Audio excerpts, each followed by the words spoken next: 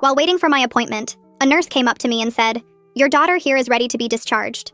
I was about to tell her I didn't have a daughter, but then I saw the teenage girl standing right behind her, staring right at me with wide, terrified eyes and her hands together like she was praying.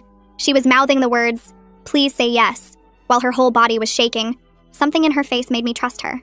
"Yes, sorry." I stood up quickly. "Let's go, honey." The nurse smiled and handed me a clipboard. She had a severe allergic reaction, but she's stable now. "Just sign here, Mrs. Kessler." I signed the fake name while the girl stayed close to me. Her hand grabbed my arm and I could feel her trembling. The nurse looked at the paperwork. "You can take her home now. Her father called earlier and said he's on his way if you needed to leave, but I told him you were already here." The girl's face went pale. Her fingers dug into my arm so hard it hurt. As soon as the nurse walked away, the girl whispered urgently, "We need to leave right now, before he gets here." We rushed toward the exit doors and I asked her what was happening. "Who's coming for you?" She was walking fast beside me. "I'm in foster care." "But they're not a real foster family." "What do you mean?" We pushed through the main doors into the parking lot. "There's 6 teenage girls in the house. They make us do online work for 12 hours every day. We're not allowed to stop." Her voice was shaking as we walked between parked cars. I looked at her closer now. Maybe 15 or 16. "We need to call the police right now." She shook her head hard. "I tried calling my caseworker last week. He found out." She pulled up her sleeve and showed me a dark bruise that wrapped around her upper arm. "He locked me in the basement for 3 days. My stomach dropped. "Who did this to you?" "My foster dad. But he works for the foster system. He's a placement coordinator." Nobody believes us because he knows how to make everything look legal. We were walking toward my car in the far corner of the lot. "What happened today? Why were you at the hospital?" "They make us take sleeping pills every night so we don't cause problems. But I'm allergic to something in them. My throat started closing up this morning, so they had to bring me here. I gave them a fake name, and when I saw you in the waiting room, I just took a chance. I pointed at you and said you were my mom. That was smart thinking." I fumbled for my car keys in my purse. The girl suddenly stopped walking. She grabbed my hand and pointed across the parking lot. "That's his car. He's already here." I looked where she was pointing. A silver Honda was parked 3 rows away, empty. My heart started pounding. If his car is here, that means he's inside the hospital looking for you right now. We have to hide. He always wears his work badge on a blue lanyard. People trust him because they think he works at the hospital. She was practically hyperventilating. I could see my car now. It was only 30 feet away. "We need to get to my car while he's still inside searching." We started walking faster, trying to look normal, but my hands were shaking. The girl stayed close, using me as a shield. "He texted the other kids this morning." The girl's voice cracked. "He said if I ran away, he would make all of them pay for it." They're probably getting punished right now because of me. We were almost at my car when I heard someone call out, "Excuse me, ma'am." We both turned around. A tall, bald man with glasses was walking toward us from the hospital entrance. The girl froze completely beside me. Her breathing got really fast. "That's him. That's my foster dad." My blood went cold. I looked at the man's face as he got closer. I recognized him immediately. No, that can't be right." My voice barely worked. "That's him." The girl's fingernails dug into my hand. "Please don't let him take me back." The man was close enough now that I could see his face clearly. My mind was spinning. This couldn't be possible. "Pablo?" My voice came out strangled and weak. He stopped walking for just a second. Confusion crossed his face when he recognized me, but his eyes just dropped down to look at the girl holding my hand. "What are you doing here? And why do you have Madison?" The girl whispered next to me. "His real name is Pablo Reeves." Her voice shook. "He has 6 of us in that house. The foster paperwork is all fake." Pablo took a step closer. His voice was friendly, but there was an edge to it. "Kate," he told me, "you don't understand what's happening here. Madison gets confused. She has behavioral issues. Let me take her home so we can sort this out." He reached his hand toward the girl. "She's not going anywhere with you." I stepped in front of her. "She doesn't need your permission." His friendly mask was slipping. "Madison, get over here. Now?" The girl pressed against my back. Her face went gray as she realized me and Pablo knew each other. "Get away from us." I pulled out my phone. My hands were shaking so hard I could barely hold it. Pablo's expression shifted when he saw the phone. "You're really going to call the police on me?" My thumb hovered over 911. "Yes, I don't care that you're my brother. You're trafficking children. Family or not, you're a monster." I pressed the green call button and lifted the phone to my ear. My hand shook so hard I almost dropped it. Madison grabbed my jacket with both hands and pulled herself close. She whispered right next to my ear that Pablo knows cops who helped him before when other girls tried to run. The phone rang once. Pablo took another step toward us and his whole face changed. The friendly, concerned look disappeared completely. His eyes went cold and flat like he was looking at a problem he needed to solve. The phone rang a second time. Pablo spoke in this calm voice that made my skin crawl. He told me I was making a huge mistake.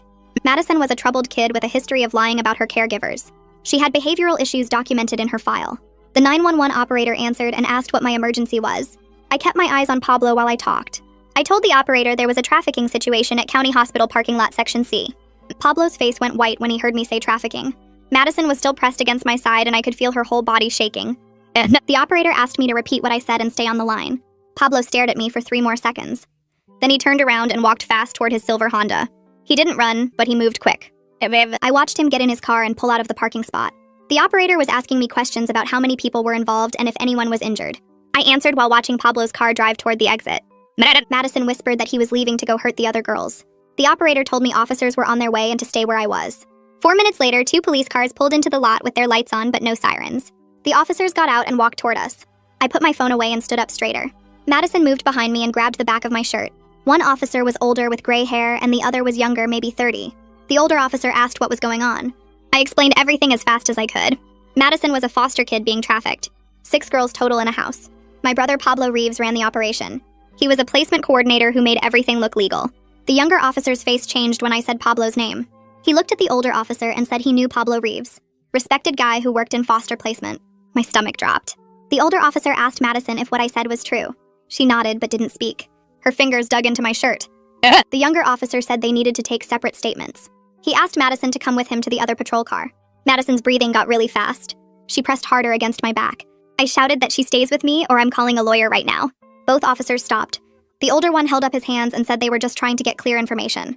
I told them Madison was terrified, and I was the only person she trusted. They could ask questions with both of us together, or we weren't cooperating. The officers looked at each other. The younger one shrugged. They spent 20 minutes asking us questions in the parking lot. Madison answered in a quiet voice while holding my hand. She told them about the house and the other girls and the online work. The officers wrote everything down. Then the older officer said they needed to take Madison to the station for a formal interview. I said I was coming with her. The officer said that wasn't standard procedure. I told him I didn't care about procedure. Madison identified me as her mother at the hospital. I was the adult responsible for her, and I wasn't letting her go anywhere alone. The younger officer said it would actually be helpful to have me there since Madison was clearly more comfortable. We all got in our cars and drove to the police station. The whole drive I watched Madison in my rearview mirror sitting in the back of the patrol car. She looked so small. At the station, they took us to a plain room with a table and chairs. The walls were gray and there was a camera in the corner. A detective came in about 10 minutes later. He was maybe 40 with dark hair and tired eyes. He introduced himself as Detective Santos. His voice was serious but not mean. He sat down across from us and asked Madison to tell him everything from the beginning. Madison's voice shook while she talked. She described all 6 girls and the 12-hour shifts doing online work, the sleeping pills they had to take, the basement where Pablo locked her for 3 days. Detective Santos wrote notes and asked questions. He wanted to know the exact address of the house, the layout of the rooms, the other girls' names. Madison knew everything. Tiana was 17 and the oldest. Larissa had been there the longest at 16. She named the other 3 girls too. Santos asked about Pablo's daily routine, when he left for work, when he came home, if anyone else came to the house. Madison answered every question with specific details. Her hands shook the whole time. Detective Santos leaned back in his chair. His expression had changed from skeptical to concerned. He said this needed immediate investigation. He asked Madison about the online work she mentioned. She looked down at the table. She said they did content creation for 12 hours every day. She wouldn't say what kind of content. Pablo collected all the money they made. He charged them for food and clothes and everything else, so they never had any money of their own. Detective Santos asked how much money. Madison said she didn't know the total, but Pablo showed them spreadsheets sometimes. Thousands of dollars every month. Her whole body was shaking now. Santos got up and brought her a cup of water and a blanket from somewhere. She wrapped it around her shoulders. He asked more questions about the sleeping pills and the allergic reaction. Madison explained they took pills every night so they wouldn't cause problems. She was allergic to something in them. This morning her throat closed up and Pablo had to take her to the hospital. She gave them a fake name. When she saw me in the waiting room, she took a chance and said I was her mom. Detective Santos nodded and wrote more notes. He asked about the basement punishment. Madison pulled up her sleeve again and showed the dark bruise. She said Pablo locked her down there for 3 days last week because she tried to call her caseworker. No food, no bathroom, just darkness. Her voice broke when she said it. Santos put down his pen. He said he needed to make some calls and he'd be right back. He left the room. Madison started crying. Real crying with her shoulders shaking and tears running down her face. I held her hand and told her she was safe now. She kept saying she was sorry. Sorry for getting me involved. Sorry for ruining my life. She understood if I wanted to leave now that I knew it was my own brother. I squeezed her hand harder. I told her she had nothing to be sorry for. Pablo was the one who should be sorry. She didn't ruin anything. Some things were more important than family. She looked at me with red eyes and asked if I really meant that. I said yes. I wasn't going anywhere. Madison looked up at me with red, puffy eyes. Her whole face was wet from crying. She wiped her nose with the back of her hand and tried to stop shaking. I squeezed her fingers tighter and told her Pablo stopped being my brother the second I found out what he was doing to kids. She sucked in a breath and her eyes got even wider. I said family doesn't mean anything when someone hurts children like this. She nodded really fast, and more tears ran down her face, but these looked different somehow. Like maybe she actually believed me. Her shoulders relaxed just a tiny bit, and she leaned against my arm. And I could feel her breathing slow down from that panicked gasping to something more normal. The door opened, and Detective Santos came back in carrying a folder. He sat down across from us, and his face looked serious, but not in a bad way. He said he just got off the phone with patrol officers, and they were heading to Pablo's house right now to check on the other girls. Madison's whole body jerked forward. Her face changed from scared to something like hope mixed with fear. She asked if they were really going there right now. Santos nodded and said they should arrive in about 15 minutes. Madison pressed both hands against her mouth. She started crying again, but also kind of laughing at the same time. Then her face went gray, and she grabbed my hand so hard it hurt. She whispered that the other girls were probably getting punished right now because of her.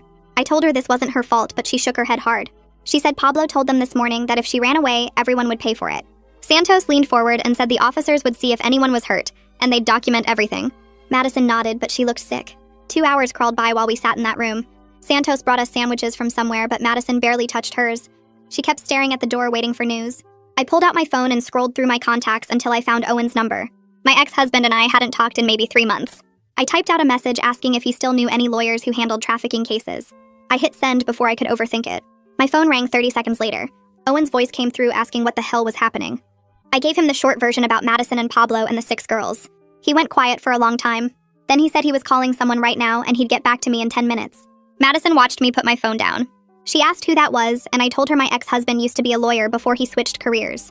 He still had connections with people who did this kind of work. She nodded and went back to staring at the door. My phone buzzed again 20 minutes later. Owen said he had a friend named Jamie who specialized in child advocacy cases, and she was willing to come to the station right now. He asked for the address and said he was coming too. I felt something loosen in my chest, knowing we'd have actual legal help. Owen showed up 40 minutes later with a woman who looked maybe 50 with short gray hair and intense eyes. She walked straight to Detective Santos and stuck out her hand. She said her name was Jamie, and she understood there was a minor in need of legal representation. Santos shook her hand and looked at me. I nodded and said I'd asked Owen to bring someone who could help Madison. Jamie pulled out a chair and sat down next to Madison. She asked Madison if she was okay with Jamie being here, and Madison said yes. Then Jamie started firing questions at Santos about protective custody arrangements and where Madison was supposed to stay tonight. Santos explained that normally she'd go back into foster placement, but given the circumstances, that seemed complicated. Jamie's face got hard. She said complicated wasn't the word she'd use. She said Pablo had access to every placement record in the system and could find Madison wherever they put her. We needed emergency housing that was completely off the official grid. Santos rubbed his face and said he'd have to make some calls about that. His phone rang before he could pick it up. He answered, and his expression changed while he listened. His jaw got tight and he wrote something down on his notepad. He said, "Okay, thanks," and hung up. Then he looked at all of us, and I knew it was bad news before he even opened his mouth. He said the officers just left Pablo's house. All 6 girls were present and accounted for. The house looked normal and clean. The girls said everything was fine and they didn't know what Madison was talking about. Pablo was cooperative and answered every question. Madison made a sound like someone punched her in the stomach. Her breathing got really fast and loud. She stood up so quick her chair fell backward. She said no, no, no over and over while her hands pulled at her hair. I jumped up and grabbed her shoulders. She was shaking so hard I thought she might fall down. Jamie moved fast and caught Madison's other arm. We got her back in the chair and Jamie knelt in front of her. Madison couldn't stop gasping for air. She said Pablo makes them practice exactly what to say if anyone ever comes to check. He probably texted them the second he left the hospital. He threatened them. They're too scared to tell the truth. Her voice came out all broken and desperate. Jamie asked Santos if the officers noticed anything wrong with the girls. Santos looked at his notes and said they seemed nervous, but nothing obvious. No visible injuries or signs of distress. Pablo showed them his placement coordinator badge and all the foster paperwork. Everything looked legal and above board. The house was clean with plenty of food. Each girl had her own bedroom. Jamie sat back in her chair and her face was angry now. She said this was textbook institutional trafficking. The perpetrator uses his official position as cover, and the victims are too scared to speak up because he has all the power. I felt something hot building in my chest. My hands started shaking, but not from fear this time. I said Pablo created a perfect system where nobody would ever believe the girls over him. He had credentials and fake paperwork, and he knew exactly how to make everything look right. Jamie nodded and said she'd seen cases like this before. The system protects the abuser because he's part of the system itself. Santos closed his folder and leaned back. He said he believed Madison and he believed something wrong was happening in that house. But he needed more evidence before he could arrest Pablo or remove the girls. Madison's testimony alone wasn't enough when the other victims were denying everything, and Pablo had spotless professional credentials. He needed something concrete that would hold up in court. Jamie asked what kind of evidence he was looking for. Santos said medical records, financial documentation, witness testimony from someone besides Madison, physical evidence from the house, anything that corroborated Madison's story beyond her word against Pablo's. I looked at Madison and her face was completely pale. She looked like she might throw up. I put my arm around her shoulders and told Santos we'd get him whatever evidence he needed. Pablo wasn't going to get away with this. Owen spoke up from where he'd been sitting quietly in the corner. He said we needed to get Madison a full medical exam right now to document everything. Not just the allergic reaction, but any other signs of what Pablo had done to her. Jamie nodded immediately and said that was smart thinking because it would create an official paper trail that Pablo couldn't dispute. She explained that medical evidence might reveal things Madison hadn't even mentioned yet, because sometimes victims don't realize certain injuries or symptoms are connected to their abuse. Detective Santos agreed and said he could arrange for a forensic nurse examiner at a different hospital across town where Pablo had no connections or influence. Madison looked scared when they mentioned another hospital, but I squeezed her hand and told her this was important. We needed proof that would hold up in court. She nodded slowly and whispered, "Okay." Within 20 minutes, we were in Owen's car driving to County Hospital on the other side of the city. Madison sat in the back seat staring out the window and picking at her fingernails. I could see her hands shaking every time we stopped at a red light. Jamie followed in her own car and met us in the emergency room entrance. She had already called ahead, and a forensic nurse examiner was waiting for us in a private examination room. The nurse introduced herself and explained to Madison exactly what the exam would involve. She would document any bruises, injuries, or signs of malnutrition. She would photograph everything and write a detailed report. Madison's eyes filled with tears, but she agreed. The nurse asked me to wait outside during the examination, because it needed to be conducted without any potential influence from adults. Jamie stayed with Madison as her advocate while Owen and I sat in the waiting room. My hands wouldn't stop shaking. I pulled out my phone and stared at it for a long time before I finally worked up the courage to call my parents. They needed to hear this from me before Pablo got to them with his version of events. My father, Bo, answered on the third ring. I could hear the television in the background. I told him I needed to talk to him about something serious involving Pablo. His voice immediately got tense and he asked what was going on. I explained that I was at a hospital with a teenage girl who had escaped from Pablo's foster house. I told him Pablo was trafficking children and I had reported him to the police. The silence on the other end lasted so long I thought the call had dropped. Then my father exploded. His voice got loud and angry as he demanded to know what I was talking about. He said I must be confused or mistaken because Pablo would never do something like that. I tried to explain about Madison and the other 5 girls, but he cut me off. He said I was manipulated by a troubled teenager who probably had behavioral problems. He demanded I bring this girl back to Pablo immediately and stop causing problems for the family. My chest got tight and I could barely breathe. I told him I saw Pablo at the hospital myself trying to take Madison. I explained that she had physical evidence of abuse and that a forensic nurse was examining her right now. My father's voice got even angrier. He said foster kids often come from bad situations and have injuries from previous placements. He accused me of jumping to conclusions about my own brother without knowing the full story. He said Pablo had dedicated his career to helping troubled youth, and I was destroying his reputation with false accusations. I felt sick to my stomach. I asked him why he was so quick to defend Pablo without even listening to what I was telling him. He said because Pablo was his son, and he knew him better than some random teenager I'd just met. The conversation went in circles for another 5 minutes with him refusing to believe anything I said. Finally, he told me I needed to think very carefully about what I was doing to the family reputation. He said he was calling Pablo right now to get his side of the story. Then he hung up on me. I sat there staring at my phone, feeling like I might throw up. Owen put his hand on my shoulder and asked if I was okay. I shook my head because I wasn't okay. My own father had just chosen Pablo over the truth. He was going to side with my brother no matter what evidence I showed him. 40 minutes later, Madison came out of the examination room looking completely exhausted. Her eyes were red from crying, and she walked slowly like every step hurt. The forensic nurse pulled Jamie aside and they talked in low voices for several minutes. I watched Jamie's face get more and more serious as the nurse showed her a tablet with photos and documentation. Jamie's jaw clenched and her hands formed fists at her sides. When they finished talking, Jamie came over to where Owen and I were sitting. Her expression was grim. She told us the medical exam had found signs of long-term sleep deprivation, including dark circles, delayed reflexes, and cognitive fog. Madison had repetitive strain injuries in her hands and wrists, consistent with constant computer work for extended periods. There were multiple bruises in various stages of healing that showed a pattern of being struck with objects, rather than accidental injuries. The nurse had also found evidence of malnutrition with Madison's weight significantly below healthy range for her age and height. Jamie said the allergic reaction to the sleeping pills could have been fatal if Madison hadn't gotten to the hospital when she did. Her throat had been closing and another 30 minutes might have been too late. I felt rage building in my chest as Jamie described each finding. This was so much worse than what Madison had initially told us.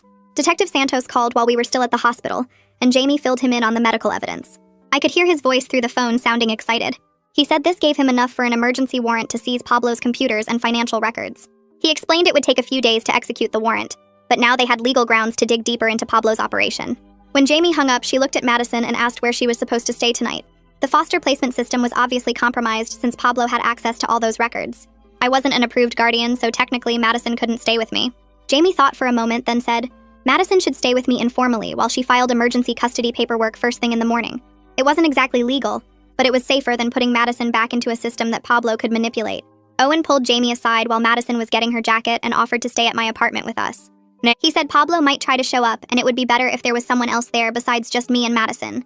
I felt relief wash over me because I was actually scared Pablo knew where I lived. Jamie thought it was a good idea and said she would start the emergency guardianship paperwork first thing in the morning. We left the hospital around 11:30 and drove across town to my apartment. Madison sat in the back seat staring out the window without saying anything. Owen followed us in his car.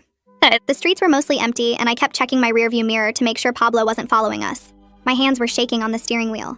We pulled into my apartment complex parking lot just before midnight. Owen parked next to us and helped carry Madison's things inside.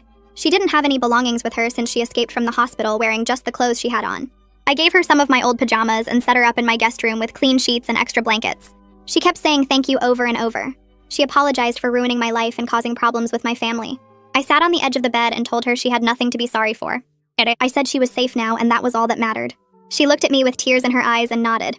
Owen made himself comfortable on my couch with a pillow and blanket. I went to my bedroom but couldn't fall asleep. I lay there in the dark thinking about the 5 other girls still trapped in Pablo's house. They were probably getting punished right now because Madison escaped. Pablo would be angry and taking it out on them. I kept thinking about my brother and trying to remember him as a kid. We used to play together in the backyard. He taught me how to ride a bike. I couldn't understand how that person turned into someone who would hurt children. My brain couldn't make those 2 versions of Pablo fit together. I finally fell asleep around 4 in the morning and woke up 3 hours later when my phone rang. It was Jamie calling. She told me she was filing for emergency guardianship on my behalf that morning. She explained it would give me legal authority to make decisions for Madison. The hearing was scheduled for 3 days from now. I thanked her and hung up. Then Detective Santos called 20 minutes later. He said Pablo had hired an expensive defense attorney overnight. The lawyer was already claiming Madison had a documented history of behavioral problems and false accusations against previous foster families. My stomach dropped when I heard this. I realized Pablo had been preparing for this possibility. He had fake paperwork ready to discredit Madison before she even escaped. Detective Santos said they would need strong evidence to counter Pablo's defense strategy. I felt my hopes starting to sink. Madison came out of the guest room and heard me talking on the phone. She asked what was wrong. I told her about Pablo's lawyer and the fake behavioral reports. Her face went pale. She sat down at my kitchen table and explained that Pablo kept detailed files on all 6 girls. He created fake behavioral reports documenting made-up problems and incidents. He used these files to discredit them if they ever tried to report him. It made them look like troubled kids who couldn't be trusted. She said Pablo had been building these files for months. Owen came over from the couch and listened to Madison explain Pablo's system. He suggested we try to contact the other 5 girls directly. Maybe one of them would be willing to talk now that Madison was safely out. Jamie called back and warned that contacting the girls could be considered interference with the investigation. But Detective Santos said if the girls reached out to us voluntarily, that would be different. Madison remembered an email address that one of the girls named Tiana had memorized before Pablo took their phones away. Tiana was the oldest girl at 17. I created a new email account using a fake name so Pablo couldn't trace it. Madison helped me write a message to Tiana. We explained that Madison was safe and staying with someone who wanted to help. We asked if Tiana wanted help getting out too. We sent the email around 9 in the morning. Then we waited. 6 hours passed with no response. I started thinking Pablo had already changed all their passwords or blocked their access somehow. Madison kept checking my phone every few minutes looking for a reply. Owen ordered pizza for lunch, but none of us ate much. I was staring at my phone when it finally buzzed at 3:15. A new email from an account I didn't recognize. The message said this is Tiana and that he took their phones, but she was on a computer at the public library. She said she was scared. My hand started shaking as I read it. Madison grabbed my arm and read over my shoulder. I typed back immediately asking if she was safe right now. She replied that she had to sign out a library computer for 1 hour, and Pablo thought she was at a school study group. We emailed back and forth for the next 20 minutes. Tiana confirmed everything Madison had told us about the house and the online work. She added that Pablo threatened all of them this morning. He said if anyone tried to leave, he would report them as runaways. That would send them to juvenile detention because they had no other family. Tiana said the younger girls were too scared to even think about escaping now. She asked if Madison was really okay, and if we could actually help them get out. I told her yes, and that we had a lawyer and detective working on the case. Then Tiana's messages stopped coming. Madison said her library hour must have ended. We sat there staring at my phone, hoping she would log back on, but nothing came through. I forwarded Tiana's last message to Detective Santos right away and called him. He picked up on the second ring, and I explained that we'd been emailing with another girl from Pablo's house who confirmed everything Madison said. Detective Santos asked me to send him screenshots of the entire conversation and said this was exactly what they needed. A second victim willing to talk changed everything. He asked if Tiana could come to the police station tomorrow during her school lunch period when Pablo wouldn't be monitoring her. I told him I'd email her back and ask. Madison was sitting next to me on the couch looking hopeful for the first time in days. I typed a message to Tiana explaining that Detective Santos wanted to meet with her tomorrow at lunch and that we could keep her safe. I hit send and we waited. 20 minutes later, Tiana replied saying she could get to the station if we gave her the address. She added more details about the other girls in the house. One girl named Larissa had been with Pablo the longest, almost 2 years. Tiana said Larissa was so scared of leaving that Pablo had convinced her nobody else would ever take care of her. The other 3 girls were younger, and they all followed whatever Larissa did. Tiana said if Larissa stayed, then the younger girls would stay too because they trusted her judgment. I read this to Madison and she nodded. She said Larissa used to talk about running away when she first got there, but Pablo broke her down over time. He told her she was too damaged for anyone else to want her. Madison's voice got quiet when she said Pablo used the same approach on all of them. I sent the information to Detective Santos and he called back within 5 minutes. He sounded excited and said having 2 victims willing to testify gave them enough to execute the computer seizure warrant. He told me to give Tiana the station address and he'd arrange everything for tomorrow. After I hung up, Owen made dinner while Madison and I sat at the kitchen table. She kept checking my phone every few minutes to see if Tiana sent anything else. Around 8 that night, my phone rang with my mother's number. I almost didn't answer, but something made me pick up. My mother was crying before I even said hello. She begged me to drop these accusations against Pablo and explained that my father had a long talk with him earlier. Pablo told them that Madison was a pathological liar, with a documented history of making false abuse claims against foster families. My mother's voice shook as she said Pablo showed them official paperwork proving Madison had accused 3 other families of terrible things. I tried to interrupt, but she kept talking. She said Pablo was heartbroken that I would believe a troubled teenager over my own brother. I finally got a word in and told her about the medical evidence from the hospital. I mentioned Tiana's testimony and the other girls trapped in that house. My mother went quiet for a second, then said Pablo had already explained all of that. He showed them Madison's complete foster file with psychological evaluations and incident reports from previous placements. The file documented Madison making up stories about abuse to get attention. My stomach dropped as I realized Pablo's fake documentation was working exactly how Madison said it would. My mother said the therapist's notes in the file showed Madison had serious behavioral issues and a pattern of manipulating adults. I told my mother those files were fake and that Pablo created them to discredit the girls if they ever reported him. She asked how I could possibly know that, and I said because Madison told me his whole system. My mother's crying got louder and she said I was choosing to believe a stranger's lies over my own family. She told me everyone was standing behind Pablo, and if I continued with these accusations, I was cutting myself off from all of them. I tried to explain about the medical evidence and Detective Santos's investigation, but she wasn't listening. She said I had a choice to make right now. Either admit I was wrong about Pablo or lose my entire family. I opened my mouth to respond, but she hung up before I could say anything. I sat there staring at my phone screen. Owen came over and asked what happened, but I couldn't form words. Madison appeared in the doorway looking worried. I just shook my head and she walked into the kitchen.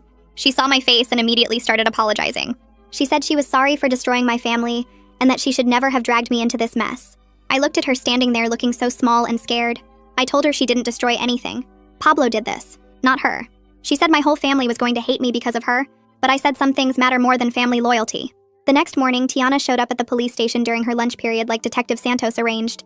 Madison wanted to go, but Detective Santos said it was better if Tiana gave her statement without other witnesses present. Tiana spent 2 hours in an interview room giving a recorded statement that matched everything Madison had told us. Detective Santos called me afterward and said having 2 victims corroborating the same details meant they could execute the warrant immediately. He sounded energized in a way he hadn't before.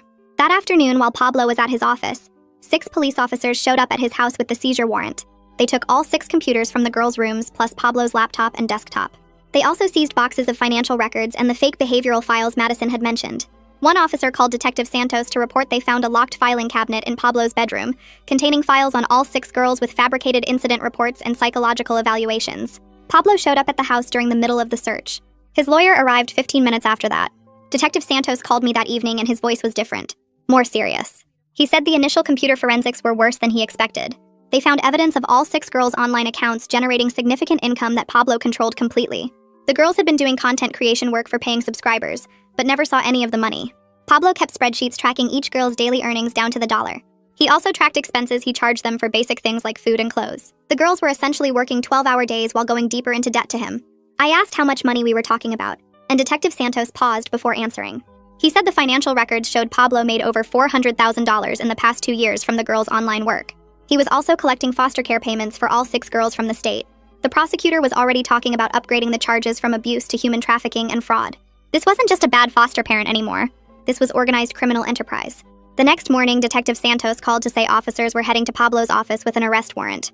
I put the phone on speaker so Madison could hear, and she grabbed my hand while we listened. He said they had enough evidence from the computers and financial records to charge Pablo with 6 counts of human trafficking, plus child exploitation, fraud, and false imprisonment. The bail hearing was scheduled for that afternoon, and prosecutors were asking for $500,000 because Pablo had the resources and connections to run. Madison started crying when she heard the amount because she said Pablo's parents had money and would probably pay it. I told her even if they did, Pablo wouldn't be able to come near her because of the protection order. 2 hours later, Detective Santos texted that Pablo was in custody, and his parents were already at the courthouse talking to a bail bondsman. My phone rang 20 minutes after that, and I saw it was my father calling. I almost didn't answer, but Madison was watching me, so I picked up. My father started yelling before I could even say hello.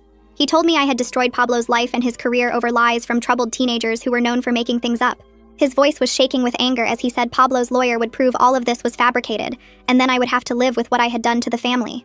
I tried to explain about the medical evidence and financial records, but he talked right over me. He said I had always been jealous of Pablo's success, and this was my way of tearing him down.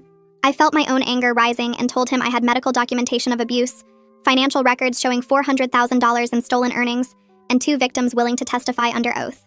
My father went quiet for a second, and then said Pablo's lawyer already explained how all of that evidence could be misinterpreted by people who wanted to believe the worst. He said the bruises could be from anything. The money was legitimate income Pablo earned through his consulting business, and troubled foster kids often made up stories for attention. I asked him if he really believed that, or if he was just protecting Pablo because he couldn't accept the truth. He told me not to contact him or my mother again, until I was ready to apologize to Pablo for what I had put him through. The line went dead and I sat there staring at my phone. Madison asked if I was okay and I lied and said yes. 3 days later, Detective Santos called with news that Child Protective Services was finally removing the other 5 girls from Pablo's house. I asked if they could stay together, but he said they were being placed in separate emergency foster homes across the county. When I told Madison, she looked like I had hit her. She said those girls were all each other had, and now they were being split up because of her. I tried to explain it wasn't her fault, but she just shook her head and went to her room. Jamie came over that evening to check on us, and I asked her why the girls couldn't stay together when they needed each other for support. She sat down at my kitchen table and explained that separating them was standard procedure in trafficking cases. Pablo's lawyer would argue the girls coordinated their testimony if they stayed in contact, so prosecutors needed them apart temporarily to prove their stories matched independently. I said it felt cruel to punish victims by isolating them from their only support system. Jamie agreed it was terrible, but said it was the only way to build a case strong enough that Pablo couldn't walk free. The next morning, a social worker named Katya Nakamura showed up at my apartment to interview Madison. She had a clipboard and a cold expression that made me uncomfortable immediately. Madison sat on the couch looking small and scared while Katya asked her questions. But the questions felt wrong from the start. Katya kept asking if I had coached Madison on what to say to police, and whether Madison might be exaggerating things for attention. She asked if Madison understood the serious consequences of making false accusations against someone in Pablo's position. Madison's hands were shaking as she tried to answer, and I could see her shutting down the way she did when she felt unsafe. I interrupted and asked Katya why she was interrogating the victim, instead of investigating how Pablo had operated a trafficking ring under the foster system's nose for years. Katya looked at me with this annoyed expression, and said Pablo had an exemplary record with the department, and this situation was highly unusual. She said it was her job to determine if the allegations were credible, or if Madison had behavioral issues that might explain her claims. And I felt my temper snap and told her to get out of my apartment. Katya stood up slowly and said she would be filing a report about my hostile and uncooperative behavior. As soon as she left, I called Jamie and explained what happened. Jamie was quiet for a minute and then said she was filing a formal complaint against Katya for victim intimidation. But she said she would also request a different social worker be assigned to Madison's case immediately. Detective Santos backed up the complaint when Jamie contacted him, and 2 days later we got notice that Katya had been removed from the investigation. Madison's emergency guardianship hearing arrived on a cold Tuesday morning 3 weeks after I first saw her in that hospital waiting room. We walked into the courthouse together, and Madison's hand was freezing in mine. Pablo's lawyer was already there in an expensive suit, and he gave me this look that made my skin crawl. The hearing started and Pablo's lawyer stood up first. He argued I was an unsuitable guardian with no experience raising children and questionable motives for getting involved. He said Madison would be better served returning to foster placement with a properly trained and licensed family. He made it sound like I was some kind of predator who had manipulated a vulnerable teenager. Jamie stood up and presented the medical evidence documenting Madison's injuries and malnutrition. She had photos that made the judge lean forward to look closer. Detective Santos testified about the ongoing criminal investigation and the evidence they had collected from Pablo's computers and financial records. He explained how the case had expanded into a federal trafficking investigation. Then it was Madison's turn to speak. She walked up to the witness stand and the judge asked her to explain why she wanted to stay with me. Madison's voice shook as she said I was the first person who had protected her in years, and she felt safe in my apartment. She said the idea of going back into the foster system made her feel sick, because she couldn't trust anyone in that system anymore.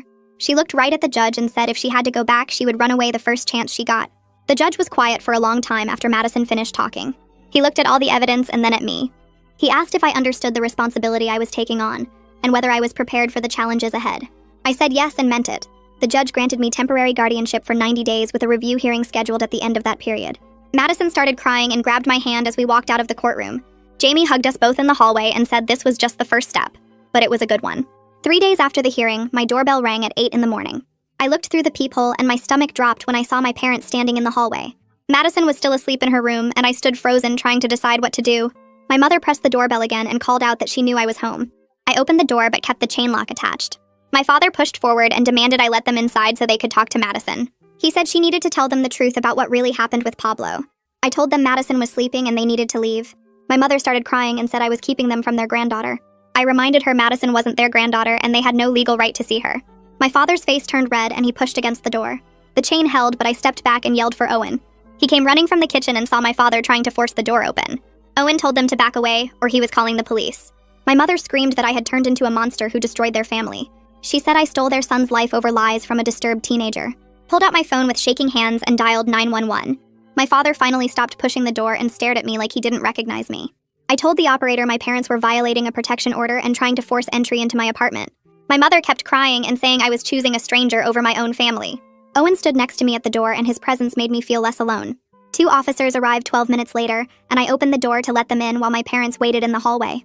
The officers checked the protection order paperwork, and then went into the hall to talk to my parents. I could hear one officer explaining they were violating the court order by coming to my home. My mother's voice got louder as she insisted they just wanted to see their granddaughter and make sure she was safe. The officer told her Madison wasn't their granddaughter and they had no custody rights. He said if they came back, they would be arrested for violating the protection order. My mother screamed that I had turned into a monster who was stealing their son's life. My father stood silent and wouldn't even look at me as the officers escorted them to the elevator. After they left, I sat on the couch and cried while Owen made coffee. Madison came out of her bedroom asking what happened, and I told her my parents had tried to visit. She apologized for causing problems with my family, and I told her she had nothing to apologize for. 2 weeks passed, and Detective Santos called saying Larissa had finally agreed to give a statement. He explained the other girls' testimonies had convinced her Pablo couldn't retaliate anymore. Jamie and I took Madison to the police station where Larissa was waiting in an interview room. The girls hugged each other and cried for several minutes before Detective Santos started the recording. Larissa's statement lasted almost 4 hours because she had been with Pablo the longest and witnessed everything from the beginning. She described how Pablo started with just 1 or 2 girls doing real online tutoring for school subjects. The work was legitimate at first, and he seemed like a caring foster parent who wanted to help. Then he gradually shifted to different kinds of online content that made more money. He isolated them from outside contact by taking their phones and monitoring all their communications. Larissa said Pablo told them they were lucky to have a home because most foster kids ended up on the streets. He convinced them the online work was necessary to pay for their food and housing. She explained how the sleeping pills started after one girl tried to run away. Pablo said the pills would help them rest better, but really he used them to keep everyone compliant and too tired to cause problems. Larissa provided names of 4 other men Pablo worked with who placed girls in similar situations. She said these men operated across 3 different states, and Pablo bragged about how much money the network was making. Detective Santos asked specific questions about financial records, and Larissa described seeing Pablo's spreadsheets tracking each girl's earnings. She said Pablo charged them for everything including food and clothes so they could never save enough money to leave. The statement included details about the basement where Pablo locked girls as punishment. Larissa had been down there twice and described the cold concrete floor and the bucket he left for a bathroom. By the time the interview ended, Detective Santos looked shaken and said this case was bigger than anyone realized. The next day, Detective Santos contacted the FBI because Larissa's testimony showed interstate trafficking. An agent named Anastasia Chang called me directly and asked to meet with Madison. She explained Pablo's operation was part of a larger network of corrupt foster system employees running similar schemes. Agent Chang interviewed Madison for 6 hours and recorded everything about Pablo's methods and the other men involved. She said the federal government was building a massive case that would expose vulnerabilities in the foster system. Within a week, the investigation exploded into a multi-state operation with FBI agents raiding homes in Ohio, Pennsylvania, and West Virginia. 17 more girls were found in situations identical to what Madison described. Agent Chang kept me updated as they built the federal case against Pablo and the 4 other men. She said the evidence was overwhelming with financial records showing millions of dollars moving through the network. Pablo's lawyer tried to negotiate a plea deal, but Jamie explained the federal charges carried mandatory minimum sentences. The prosecutors wanted to make an example of the case to force reforms in foster care oversight. Pablo's lawyer kept pushing for reduced charges, but Agent Chang said the trafficking evidence was too strong. Jamie told me the prosecutors were determined to show that working within the system didn't protect traffickers from consequences. The legal process dragged on for weeks with constant motions and hearings. Madison had to testify before a grand jury, which terrified her, but she did it anyway. I sat outside the courtroom while she gave her testimony and held her hand when she came out crying. 3 months after Madison escaped from the hospital, Pablo stood in federal court and pleaded guilty to all charges. The judge sentenced him to 28 years in federal prison with no possibility of early release. The 4 other men in the network received similar sentences ranging from 22 to 30 years. Agent Chang called to tell me they had rescued 17 more girls from various locations and shut down the entire trafficking network. She said Madison's bravery in that hospital parking lot had saved dozens of lives. I cried when I hung up the phone because the reality of what could have happened to Madison finally hit me. If she hadn't pointed at me in that waiting room, she would still be trapped in Pablo's house or worse. The 5 other girls from Pablo's house were placed in separate foster homes across the county. Jamie explained they needed different placements to prevent any appearance of coordinating testimony. Madison asked constantly about Tiana and Larissa and whether they were safe. Their therapists arranged supervised video calls twice a month so the girls could stay connected. I sat with Madison during the first call and watched her face light up when she saw Tiana on the screen. They talked about their new schools and their therapy sessions. Larissa joined the call and told Madison she was learning to play guitar in her new placement. All 3 girls struggled with trust issues and anxiety, but they were slowly adjusting. Madison's therapist said maintaining these connections was important for their recovery, even though they couldn't see each other in person yet. My parents sent an email through their lawyer 6 weeks after Pablo's sentencing. The message acknowledged that Pablo had confessed to everything and asked if I would be willing to meet with them to talk. I read the email 3 times trying to figure out how I felt. Part of me wanted to see them and try to rebuild some kind of relationship, but most of me felt angry that it took a confession and a 28-year sentence for them to believe me. I wrote back through Jamie saying I needed more time to process everything that happened. I told them I wasn't ready to meet yet and didn't know when I would be. My mother responded asking if Madison would be willing to meet them instead. I deleted that email without answering because Madison had enough to deal with without my parents trying to insert themselves into her life. Madison started therapy twice a week with a specialist in trafficking trauma. She enrolled in online school because regular classrooms triggered her anxiety too badly. The thought of being in a room with other teenagers made her panic. Her therapist said this was normal and they would work toward regular school when Madison felt ready. Some days were good and Madison seemed almost like a regular teenager watching movies and talking about music. Other days she barely left her room and I could hear her crying through the door. She had nightmares most nights and would wake up screaming. The sleeping pills Pablo forced on her had created an association between sleep and danger. Her therapist prescribed different medication to help, but Madison was terrified to take anything. I sat with her every night until she fell asleep and left my bedroom door open so she could come get me if she had a nightmare. Progress was slow, but the therapist said Madison was doing better than most trafficking survivors at this stage. I watched her slowly start to trust that she was really safe, and that nobody was going to take her back. Some mornings she came into the kitchen smiling, and those moments made everything worth it. 6 months after that morning, Jamie filed the paperwork for permanent guardianship, and we showed up at the courthouse on a Tuesday. Madison wore a blue dress she picked out herself and kept smoothing down the fabric with her hands. The judge reviewed all the documents, including letters from Madison's therapist and Detective Santos, about how well she was doing in my care. Jamie presented the case explaining how Madison came to live with me and why permanent guardianship served her best interests. The judge asked Madison directly if this was what she wanted, and Madison nodded, so hard I thought her neck might hurt. Her voice came out quiet, but clear when she said yes, she wanted to stay with me. The judge signed the order right there, making it official, and Madison grabbed my hand so tight. Tears ran down her face, but she was smiling bigger than I'd ever seen.